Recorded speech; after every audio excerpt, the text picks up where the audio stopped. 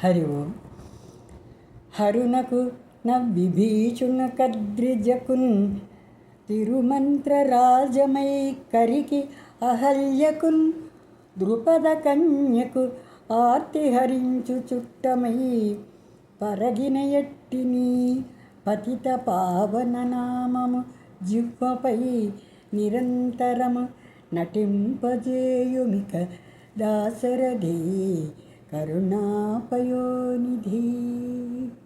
హే పరమాత్మ, హరే శ్రీరామచంద్ర, నీ యొక్క నామం పలుకుతే చాలు సుమా, నాలుక మీద ఆడితే చాలు, ఎటువంటి శక్తులు ఎటువంటి మహత్యాలని నువ్వు చూపిస్తావు నీ యొక్క గొప్పతనం అనడానికి పార్వతీదేవికి పరమేశ్వరుడు చెప్తున్నాడు. రామనామం ఒకటి జపిస్తే చాలు సుమా అని. మనం అందరికీ తెలిసింది కదా, శ్రీరామ రామ రామేతి అని చెప్పుకుంటూ ఉంటాం కదా, రమే రామే మనోరమే అని. అది ఎంత విశేషమైనది, ఎంత శక్తివంతమైనది అనేది అందరికీ తెలిసినది.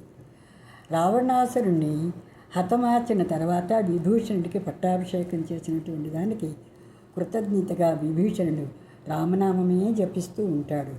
అలాగే ఇక్కడ పర్వతరాజపుత్రి అయినటువంటి ఆ పార్వతీదేవి కూడా ఆ మాదిరిగానే పరమేశ్వరుణ్ణి రాముడి తాలూకా నామంతో జపించు అని సెలవిచ్చినటువంటి ఆ పరమేశ్వరుణ్ణి ఆ విధంగా కోరుకుంటూ ఉంటుంది. అదంతా ఒక మంత్రంలాగా. ఆ మాదిరిగానే ఏనుగుకి మోక్షాన్ని ఇచ్చినటువంటి వాడివి విష్ణుమూర్తి అవతారమైనటువంటి ఆ అవతారంలోని ఏనుగుకి మోక్షాన్ని ఇచ్చినటువంటి వాడు. అదే మాదిరిగా అహల్యకు శాప విమోచనం చేసినటువంటి శ్రీరామచంద్రమూర్తి నీ యొక్క నామం చాలా గొప్పది.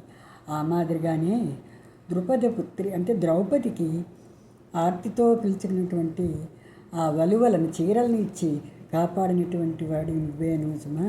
నీ యొక్క నామం అందరికీ నువ్వు చుట్టమై, నువ్వు స్నేహితుడివై, బంధువై, నాథుడివై ఉన్నటువంటి నీ యొక్క రామ అన్న ఒక్క నామం నిరంతరం మేమంతమంది ధ్యానించడం వల్ల, నిన్ను స్తుతించడం వల్ల మా యొక్క పాపాలన్నీ తొలగి పరమ పావనమైపోతుంది సుమా.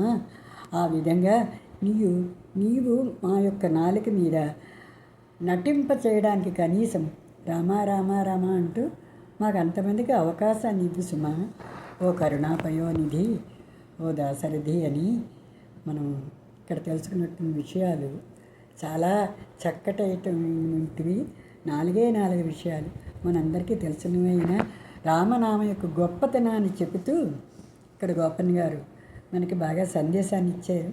మనం ఈ యొక్క పద్యంలో భావాలు చక్కగా తెలుసుకున్నాము. మన అంతమందికి అర్థమైనటువంటి విషయమే. అందుకోసం రామనామం పలుకుతూ ఆ శ్రీరామచంద్రుడి యొక్క పాదముల చరణు వేడుకుంటూ సర్వం శ్రీరామచంద్రార్పణమస్తు. స్వస్తి.